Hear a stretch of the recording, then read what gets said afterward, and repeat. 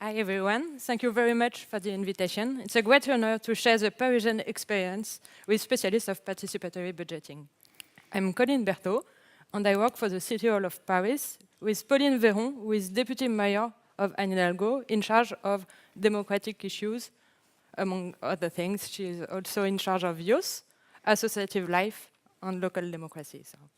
Since 2014, the City of Paris has implemented the participatory budgeting, and it's very important for us to listen to other cities and to compare what we are doing to improve ourselves.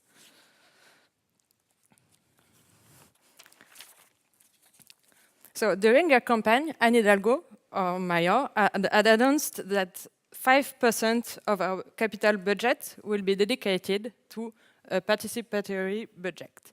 And she committed, so we transferred the decision to spend 100 million a year to the residents. It represents 44 euros per inhabitant per year. So the criteria to our PB are quite classics. We are talking about capital and not operational expenditure. Projects have to be related to cities' competencies. In Paris, a lot of things are not about our competency. For instance, metro is not our competency. So it's only things that were in our competencies. And it has to fall under general interest, of course. The level of participation in the cities has grown significantly. We were about 40,000 voters in 2014, and we jumped to 98,000 in 2007. That represents 5% of the total population. And if we add people who vote in schools, the number jumps to 168,000 people who voted for a participatory budget in Paris in 2007. We have various types of PB which have been added. Each year we improve our PB. The first year, in 2014, a few months after Anne Hidalgo's election, we create one PB. One PB for the whole city, and the project was submitted by the administration because we didn't have enough time to make people submit projects. So the first year, one PB for the whole Paris, and projects were submitted by the administration. In 2015, we improve our PB, so we decide that each district will have its own PB. In Paris, there are 20 districts. Each district has a mayor and a council. So we have 21 PBs, one per district for local projects, and a PB for the entire city for major projects or projects who are replicable. Each year, the mayor of Paris decides the amount of the PB for Paris. And for each district PB, there is a district mayor who decides if he or she wants to participate, and if he or she wants to participate, which amount of his or her investment budget he or she wants to put into PB. In order to encourage district mayors to participate to PB, we have set up an incentive mechanism. For each euro that they take from their budget, we match 2 euros from the budget for the city of Paris. So for instance, if one mayor decides to put 1 million in the district PB, we add 2 million. So it makes 3 million for the district PB. So all district mayors, of course, have decided to be part of the adventure. Even mayor were in the opposition of Anne Hidalgo. So left and right districts, every district are implementing PB. In 2016, we also create a PB for schools. So every children in Paris can vote and learn democracy by PB process. So 83% of schools are implement PB in Paris since 2016. And last year, we had another PB, but a smallest one. For the school PB, it's 10 million euros per year. And since 2017, low-income housing management companies also tried to implement PB, but it's only 1 million. It's the first year, so we hope that every year it will become bigger and bigger. So now, in Paris, if you are in school, you can vote 4 times. One for school budget, one for district budget, one for Paris budget, and if you are in low-income housing, you can also vote. So 4 times. Our challenge. I've been asked, what are your main challenge? Our first challenge is participation of people who are living in poor neighborhood. I think it's essential that every citizen can be part of the city, and we try a lot to include. So since 2016, we have wanted to make our PB more inclusive and more redistributive. In Paris, 16% of the residents are living in working class neighborhood. We have decided that 30% of our PB budget will be dedicated for those neighborhoods. And in order to have enough projects for this neighborhood, we decided to work with local non-profit organizations who help people to foster the emergence of projects. So the first challenge, and I think we succeed in create enough projects in those neighborhoods. The second challenge we are still coping with is making it real. I think it's the most difficult thing in PB, it's implementation. Since 2014, more than 600 projects have been voted by Parisians. It's a lot of projects. And implementation now of the winning projects is a very important stage because it's all about the credibility of the process. If you're not implementing winning projects, people say, why should I vote? Because you don't implement projects who are winning. So it's the most important stage.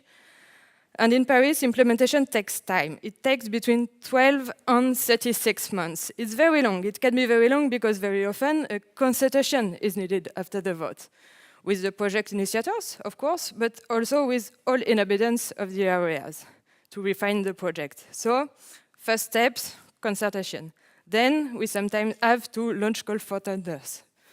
We are in Europe, so if you have to do contracts, you have to set a concurrency, and it's very, very long. Then we sometimes need the approval of state committees, such as French Architectural Review Board, for instance. So people don't always understand why this is so long. And so we have to keep them informed. And it's a challenge too. News and projects are posted online during the whole implementation process. And since last year, we have made a diary. You can see it, and it's here. So you can see where is your project is implemented. So once the project is done, we put a PB label. You can see it there.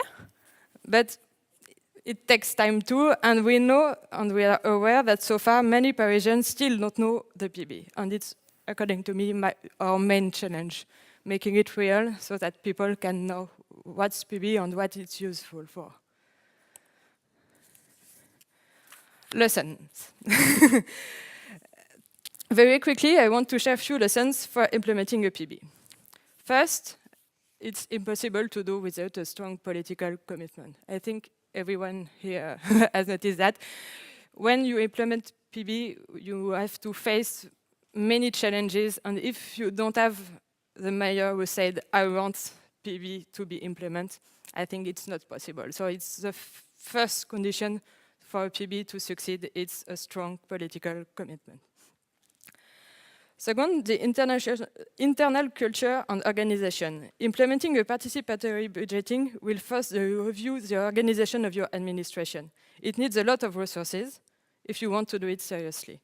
A permanent PB team in Paris is about 9 people who are working only on PB for day-to-day activities. But there are also 300 civil servants, so there are internal resources who are involved in the feasibility study stage. So it's a lot of people who work on PB in Paris. Civil servants will also have to develop new skills because they have to be able to lead public meetings, to review their process, to include milestones that includes residents, and they are not used to it. So they have to be formed, they have to be trained to speak with people. So, political commitment, internal culture, strong IT system. It's very, it's very important to have a front office. Front office is quite simple, but also a back office to implement PB. This is our IT system. we are able to follow the project from the beginning. This is the project that has been proposed by a Parisian to the end. So our IT system allows us to deal with 2,000 projects which are deposited every year on our platform. And I think it's very important because without it, it's not possible. People do burnout. So, strong IT system. Transparency is another condition to have a good PB. PB needs to rhyme with transparency. All is about trust, I think. You have to show everything, even when it doesn't make happy. You have to answer everybody and to give information. So on our website, you can notice that every project which is rejected has a message which explains why the problem is not eligible to BP. So every year, people can understand why the project is rejected and how they can improve it to make it possible. Combination of offline and online. It's a specificity of Paris PB, I think, is that most of voters vote offline in ballot box. You can see that here. So during the voting period in September, we have more than 200, sorry, my English is not very good, 200 ballot boxes in Paris. And I think it's very important because in 2017, more than 60% of voters voted in ballot box, whereas in 2014, it was the contrary. It was only 40% of voters who vote offline. And to finish, I say that the main lesson is when you have to implement a new participatory budgeting, you have to start first. You have to start, you have to do things, and then you will think if it's okay or if you have to change everything and to improve it each year. But first start and then think.